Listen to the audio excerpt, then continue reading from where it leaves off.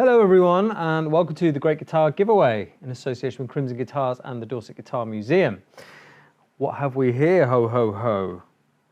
Well, it is none other than a 40th anniversary Squier Jazzmaster. And it is just so flashy, isn't it cool? I mean, these things are like 300 quid. 300 quid, can you believe it? We've got gold hardware. We've got this like anodized aluminium scratch plate. We've got these Fender designed Amico single coil P90s. We've got a bound neck, which gives it just a bit more of a kind of vintage vibe. And then talking of vintage, we've got vintage tuners. It's a maple neck. Gold hardware, did I say that already? Gold frets, that's nice. They haven't forgotten to put the gold frets in with the gold hardware. I mean, it's just a cracking guitar. I think Lake Placid blue is the color. You know, it's just such a cool thing. It's reasonably light as well, actually. I think I weighed it earlier. What did it say? 7 pounds 12 ounces, which is 3.5 kilograms. You know, for a big body guitar, that's actually pretty good. Thing is, right, what I want to talk about is when we open this thing, one of the first things I noticed was, my God, does that fingerboard look thirsty?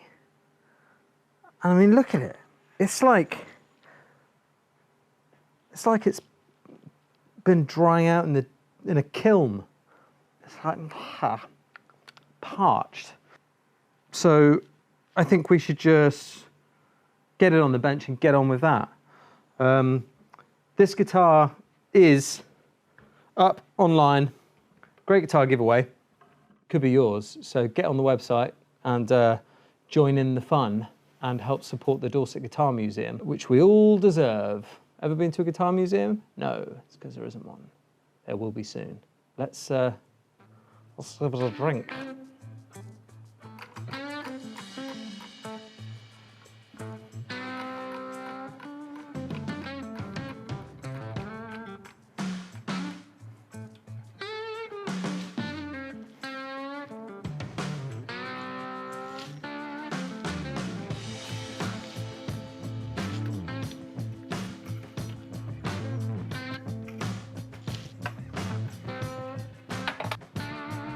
One thing to say is that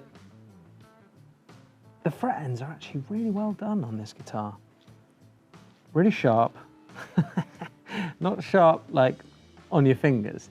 Sharp like not rounded over to within an inch of their life. There's, you know, there's still some shape to them, but they're not cutting my fingers. I think sharp was completely the wrong word to use, but yeah, whatever.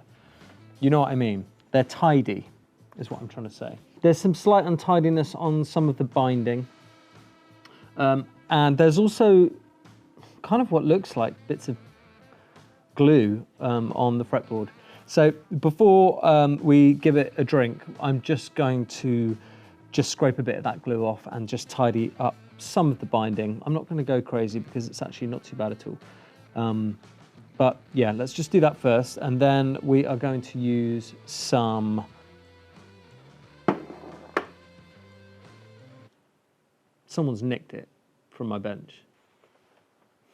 It was Ben. We're going to use some fretboard restorative, which is what we use all the time on our fretboards, and it's an absolutely lovely blend that's developed here at Crimson. Highly recommend it. I used to use it even before I worked here, so this endorsement isn't purely kind of Crimsonified. It's actually really, really, really good stuff.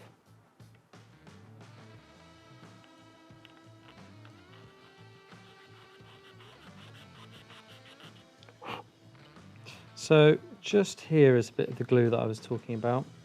You see that? Just a little bit, but worth getting. And yeah, do you know what I mean? Look at these fret ends. They're actually really well done. You know, this is a 300 quid guitar. 300 quid. They're really tidy and they're not in the slightest bit sharp. They've been rounded over just enough so that they've kept some shape, but they're not sharp. Beautiful.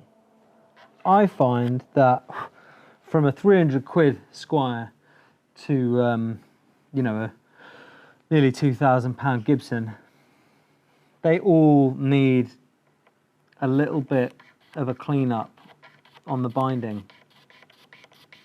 Just always. I don't know why that is. I do know why that is. Money, money, money. Okay. I'm happy. Oh, no, I'm not. Last one. Okay, cool.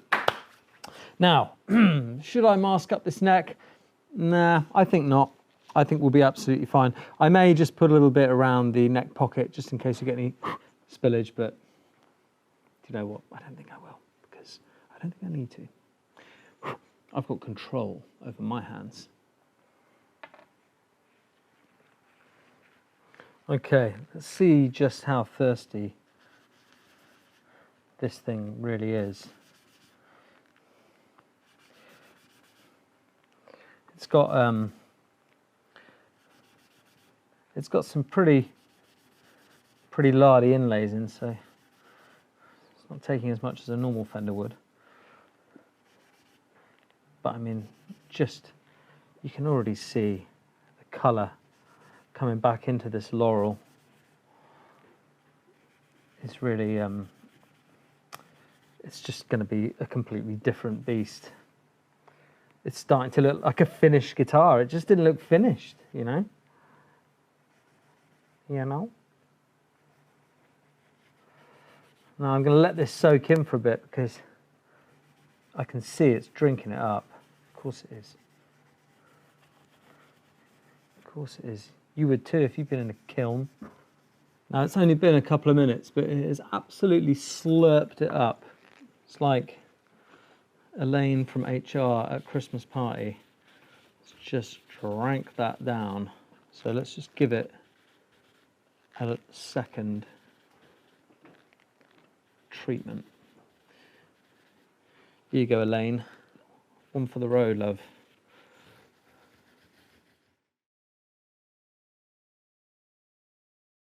Couldn't be more different. All right, guys, here she is, sozzled and looking all the better for it. It's really, really worth doing this. If your guitar is feeling a bit like old and tired and your fingerboard just needs a bit of love, just give it a clean, give it a scrape back, and seriously, you've got to get some of this stuff. It's got no, there's no rubbish in here. It's bad for your hands. There's no silicone. There's no petroleum. You could basically moisturize with this stuff. In fact, I think Ben rubs this on his head, and I think we can all agree that he's got a lovely head. So, you know, just saying. Sorry, Ben. Thanks so much for watching. Get yourselves over to the Great Guitar Giveaway website for a chance to get this delivered to your door. Yeah, like, subscribe, and keep leaving us comments. We really appreciate all the feedback and suggestions. Be constructive. It's really helpful. Thanks for watching. See you next time. Ciao.